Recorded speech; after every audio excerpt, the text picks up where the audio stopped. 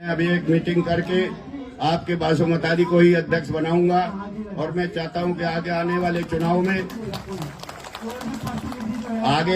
चुनाव में आप बासुमतारी जी को पार्लियामेंट भेजें और इधर से हम जितने भी छोटे राज्यों के मांग करने वाले जितने भी दल हैं उन सबको हम एक करेंगे। मई में एक मीटिंग करेंगे जिसमें हम अध्यक्ष का चुनाव करेंगे। तो मैं आपसे आशा करता हूं कि अगली बार चुनाव में अभी 24 में जो चुनाव आने वाले हैं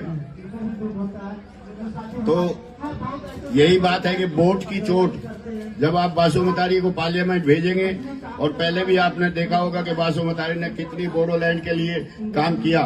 ये तो पार्लियामेंट में मैं भी उसे जो कमीशन बनाया गया था जॉर्ज फर्नांडिस के साथ जो 3 राज्य बने उसकी कमेटी में मैं भी था और बासुमतारी ने पार्लियामेंट में ही बोडोलैंड का बोर्ड लगा करके पार्लियामेंट जाते थे।